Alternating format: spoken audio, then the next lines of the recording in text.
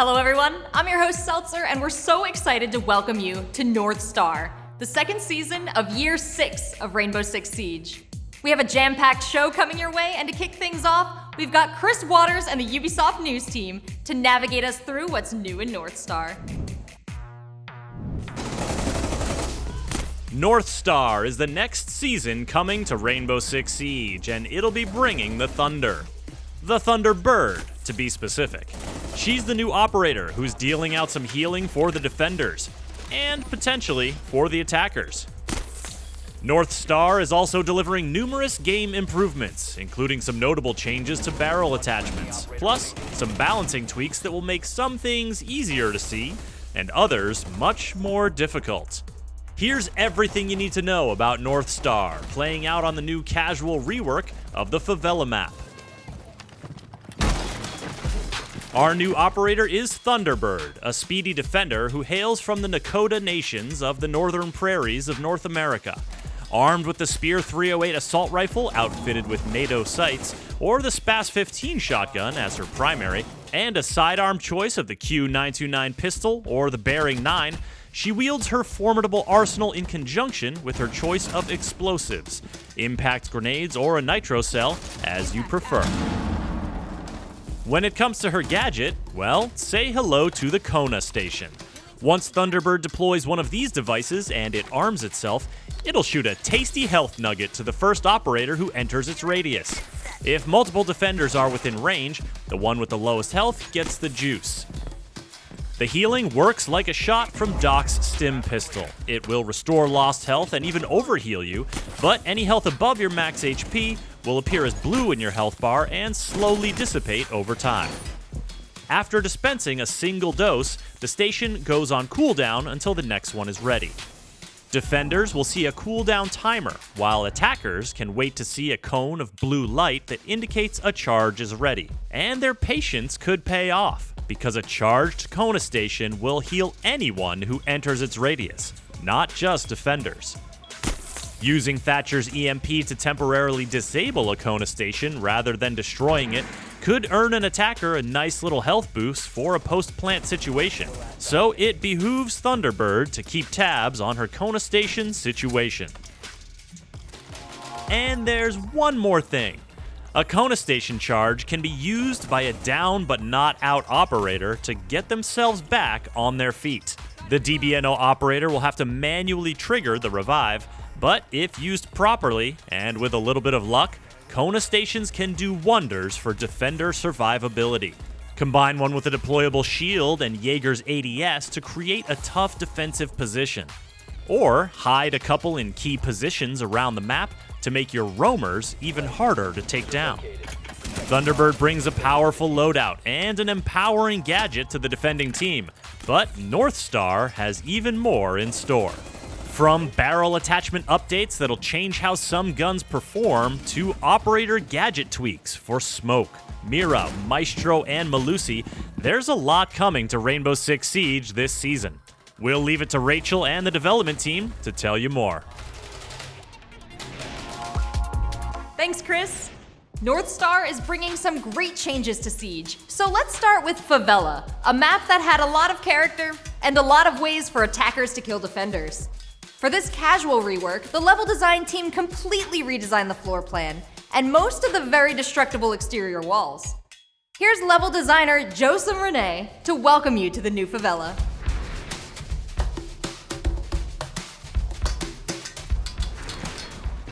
So in Skull Rain, we tried to include a lot of destruction on the outside. Well, we went a bit overboard. So it really created a lot of difficulties for the defenders. They couldn't roam, they couldn't rotate, they couldn't hold any angles. It was really hard to anchor. The destruction on the exterior walls can be really fun, and we've seen it in Clubhouse and other maps, but it really needs to be used in specific places. The objective for the new Favela was really to keep it simple, keep it balanced, tone down the chaos of the original map, while still keeping that same brashness, the same quick fights, the same quick reflex needed. I can't really go through all the changes we made from objective to objective because the layout is completely changed. Basically, the players are getting a new map because of that. It means less rooms, but bigger rooms. Basically, this is a new map set within the same exterior. I wouldn't say we simplified the layout, but we made it really more clear. In the old one, I would enter the map and be lost. That's one thing I think is great with the new Favela. The artists have made a really great work, the color coding and also the thematics. So you know where you are in the map because okay, now there's only one kind of assets, one kind of furniture that is used here. It makes for an easier traversal and navigation. You know where you are, you know what are the next rooms beside you, you know what are the rooms after that room. So it makes for a great navigation, a great flow from room to room, and then you can have all the rotations that are still possible. There is a lot of options for both defenders and attackers to move around the map.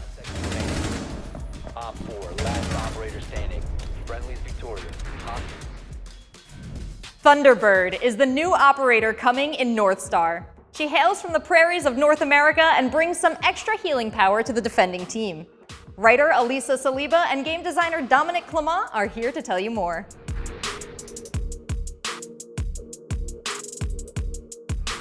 So when we worked on Thunderbird and our gadgets, we kind of explored a sort of war gameplay. So when I say war gameplay is a station or a gadget that you deploy and it becomes like an area of interest for the defenders and even for the attackers. But we really wanted to have a gadget that was sort of a secondary objective, something that the attackers would have to kind of focus on to destroy because we wanted something that could be stronger the longer it existed in a round. These turrets are very intelligent. They have their own little personality. You're gonna see it when you play the operator. They have a 2-meter radius, and if anyone walks within this 2-meter radius, the turret is gonna scan them and determine if they need a healing or not. So they're gonna look around and try to see if anyone needs some help. So the gadget can be used in mainly like 2 major ways. You can put the station directly inside the objective and use them as like a safe area that you can fall back to and get healed and then go back into the more dangerous areas. You can also use the gadget in choke points. So imagine you're on Oregon and bunker, you have a smoke, you can put a station right there, so your smoke is going to really like that because you're going to be able to get healed and survive a bit longer there. But you can place them at areas that are really like high intensity, high danger, and it's going to help people survive a bit longer. What's interesting about this gadget is it doesn't discriminate. If you're an attacker and you're within the range, you're also going to get healed. Obviously, there's a prioritization on the turret, so if for any reason you have a defender and an attacker at the same area within the range, the defender is going to be healed first. If you go into DBNO within the radius of the turret or close to it and you crawl up to it, you will receive a charge also, and you're going to have the possibility to revive yourself whenever you want. So it's not instant. You're going to get the charge, you're going to receive the pellet, and you're going to be able to maybe crawl to somewhere a bit safer and rest yourself. You can do it with attackers and defenders. So if an attacker goes down next to one, he's going to be able to pick himself up. Any utility clear will be able to deal with the gadget. It's vulnerable to bullets, vulnerable to explosions, your typical, IQ, Twitch, Flores, and Thatcher. With the EMP grenade, you can disable the gadget. And let's say you have someone playing on the gadget behind a deployable shield and you really have to push this operator and get it out of the way. You can throw an EMP grenade, disable the turret, and then push whoever's playing on the turret, and you now have a gadget that you can use for yourself. So the gadget will come back online and you can use it to heal yourself. So primary weapon, she has the Spear 308, which is Finka's AR. It's a very good gun. It's a low fire rate, but a very powerful gun. She also has the Spas 15, which is the auto shotgun that you can find on Favela. Secondary weapon, she has the Bearing 9, which did receive a small recoil buff. So I think Ibana players were going to appreciate that. she also has the Q929 pistol. Clearly, with the kit we gave her, we expect people to play her as a roamer, but she can very well be a very strong anchor also. With her very good gun, she can be an aggressive anchor player. She can get engagement and get back to her healing station and get healed. She's going to work well with, obviously, deployable shields. If you have a deployable shield, you can play behind the shield with the station, get the heal. Thunderbird is strong against tick damage operator. When I say tick damage, I mean like Capitao with this firebolt. If you have a Kono station next to you and you get a firebolt to the face, you're going to be able to probably survive a bit longer and potentially even survive the fire. That's something that in the game hasn't been super present, which is healing and people healing each other. I'm a Duck main, have almost 100 hours on Duck, and I have to admit I don't use my heal always on my teammate. I usually use it on myself. So to have an operator right now that can really focus on healing your team and making sure that they can survive till the end of the round is something that new and something that I think new players are going to appreciate, especially if they impact themselves at the beginning of the round, which is something I've done plenty of time. Thunderbird was born in the Nakota Territories in Saskatchewan. Her civilian name is Mina Sky.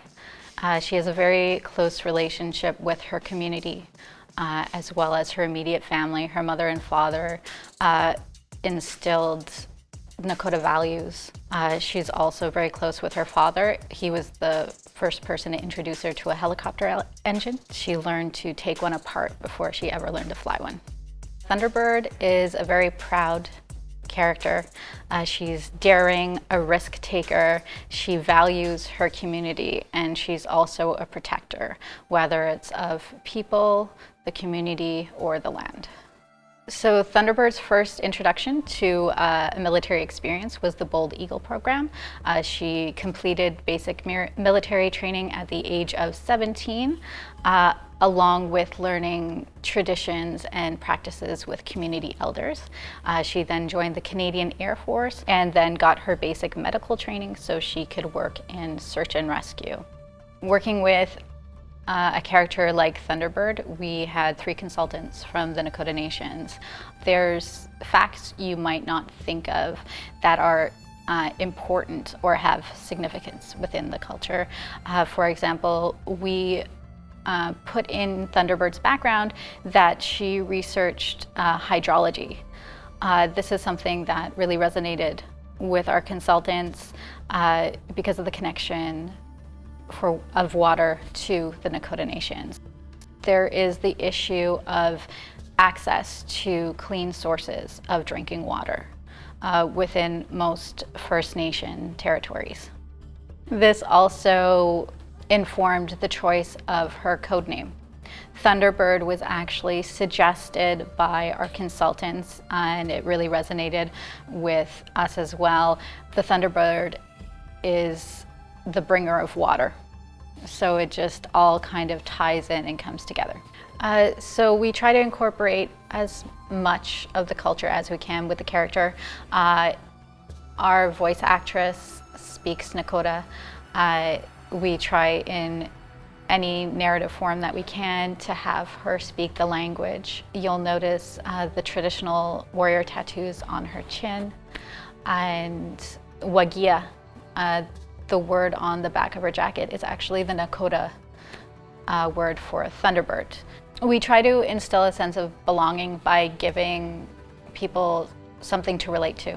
Whether it's the background of a character, it can be where they were raised, where they were born, cultural identity, or even just a specialization in training or school.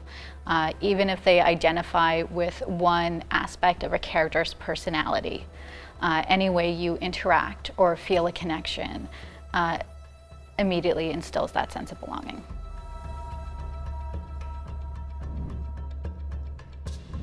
In our Future of Siege reveal last season, we opened up about the type of big balance changes that we'd be rolling out in Year 6. To discuss 2 of these changes scheduled to launch with North Star, plus some updates to Smoke's toxic canisters, we have game designer David Perpignol in Barcelona.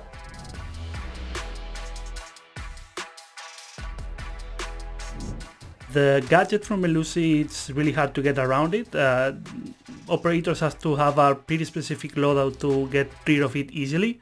Something with explosives, let's say a grenade or a gun 6, that will help you to get rid of it. But if you don't have those, you have to get into the detection area and risk to do a melee on it. So it's pretty dangerous. At the same time, it's super strong because it has both a slow effect on you and also it's giving intels to the defenders that you are around the area.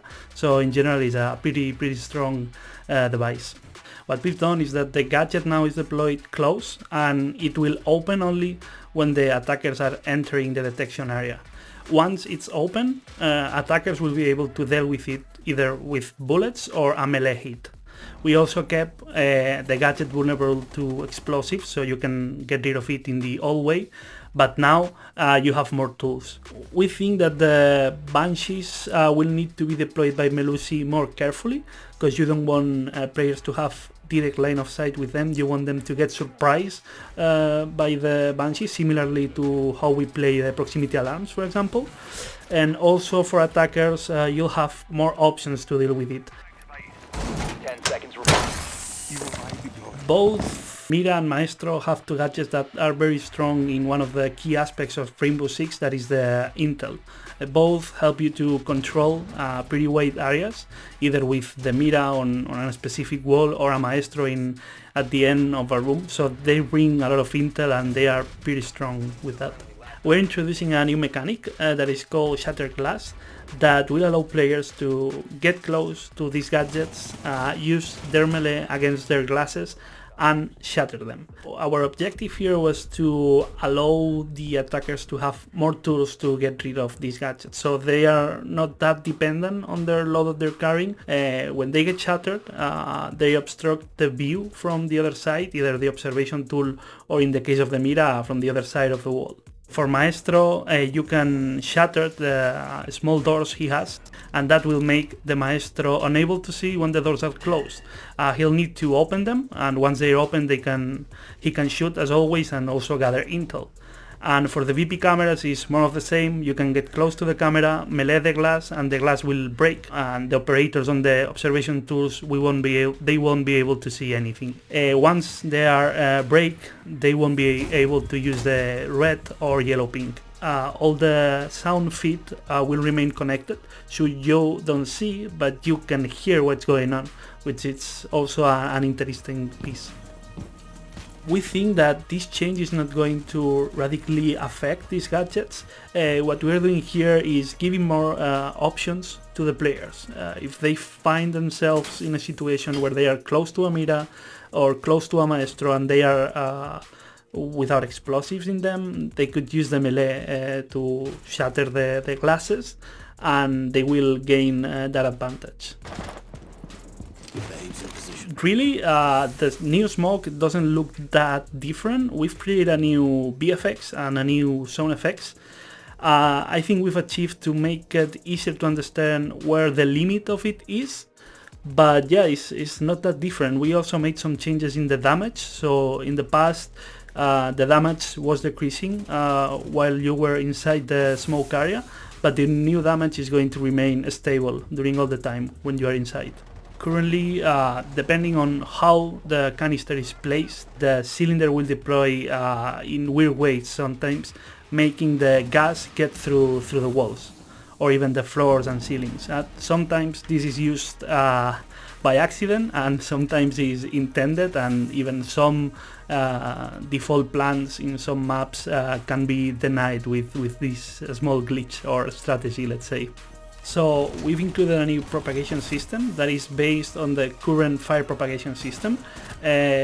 What it basically does is that it avoids all the time to get through walls, and what the smoke does now is that it tries to propagate through the holes he found. So if you threw it next to a window, it might propagate depending on the exact position, but it will propagate through the window or get through the door in a similar fashion to how fire propagates.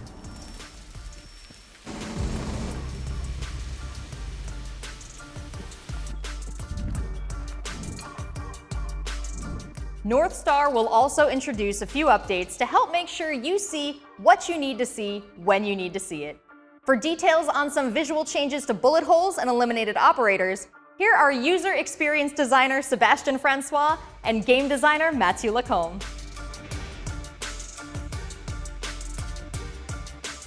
We've all done this. You enter a room that was drawn and suddenly you die to a wall.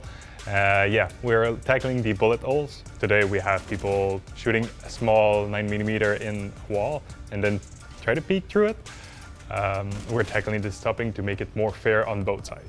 You will never be able to see from a single bullet hole. So if you drone a room, you know that there won't be anyone looking you through a peephole or something like that. No. The crumble system doesn't change at all. If you put 3 bullets with a DMR in a wall, it will still destroy the same way. If you're using the shotgun or CSRX to create some destruction, they will work the same. The issue now with the corpse is that they won't be replicated the same way for all the players. So sometimes line of sight will be available to you, but it won't be available for another one. So that will lead into like very unfair situations where you're going to take decisions that maybe were not the best ones just because of the replication of the body. So the way it's going to work now is that when an operator dies, the body will fall, and just a few seconds later, an icon will appear. So it's going to be a semi-transparent icon because we want you to just have the same amount of intel without the frustration and issues that comes with an actual body. So another benefit of the icon will also make it much easier for you to know who died, because we know that sometimes with the skins that we release, not necessarily easy, and also just the way the body falls. So yeah, the icon will also give you like a more precise intel. Might make the game look a bit less realistic, but for us the main goal with that is competitive integrity. It's something we are striving for. We know it's been an issue for a while, like this particular issue. We've seen it recently, but we're really striving for competitive integrity, and we think this change is for the better. Another commitment we made at the Future of Siege reveal was to refine core gameplay elements like the health and armor system, the way barrel attachments work, and the death experience. Let's go again to Seb and Matt to discuss these changes.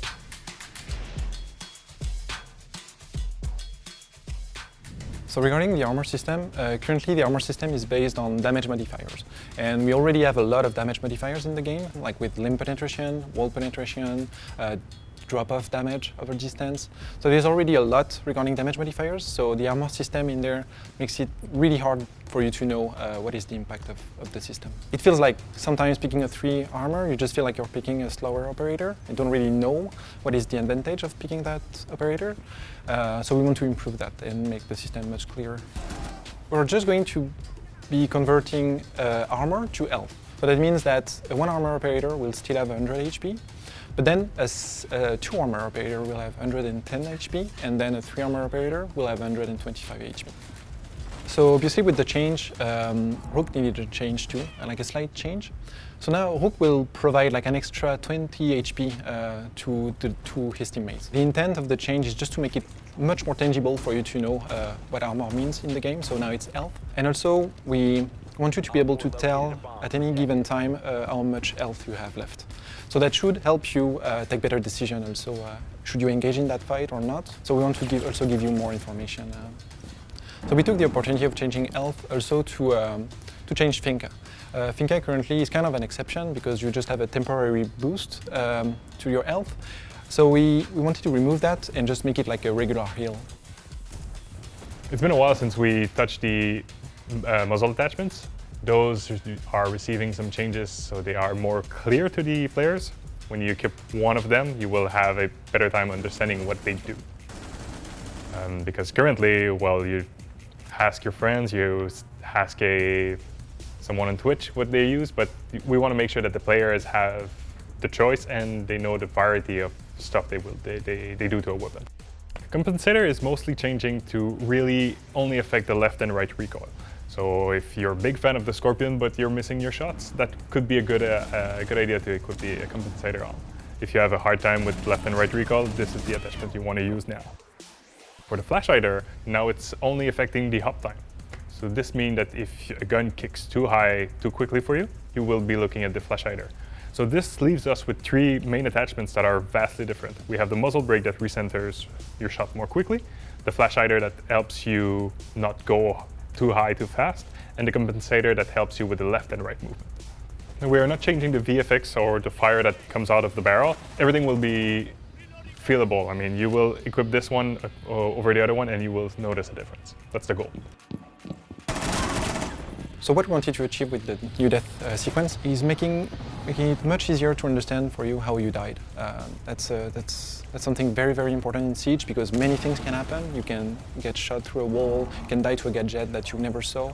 So it's really, really important. And we also want to keep you in the action, not break the flow. Like you died, it's okay, go into your observation tools and give callouts to your teammates. So the first thing that happens when you die, the camera will go out of your operator's body and it will be focusing on whatever killed you. So it can be an operator, a gadget, that's going to be the first phase. The second phase is the replay phase. So now there's not a lot of changes to that, it's just going to be the replay showing you how you died.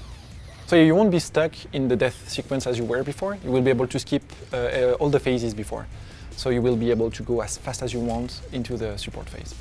One of the intentions of reworking the death sequence was to also keep you in the action. And that makes total sense also with the gameplay after death that we are trying to introduce currently on the TS.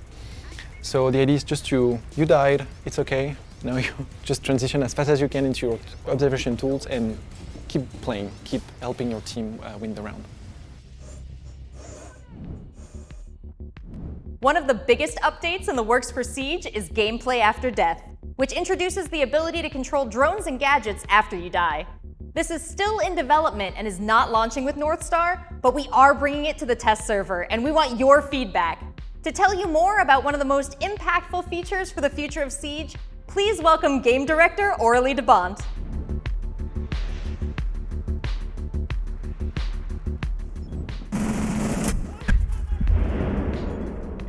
I think the test server, it's the environment for the player to experiment the feature and to give feedback on this feature. And this will be very helpful for the team to adapt and readjust. In attack side and defender side, we have added some gameplay elements, so for players, after their operators are dead. For attack side, dead players can control and move their own drone. So, and just to be clear, you cannot control the drones of another player. Also, we added some feedbacks. When the owner dies, automatically on the regular drones, and it's only on regular drones, antennas are deployed on the drones. So player can know if the drone is controlled by a dead player or by an alive player. The ability of the observation tools can be used. So that means a dead player who plays 0, for example, can use the laser from the Argus camera. On defender side, Echo, Maestro and Modi can control and use their ability after death. Also, we have added some new tools to counter attacker drones. So we have reworked the bulletproof camera.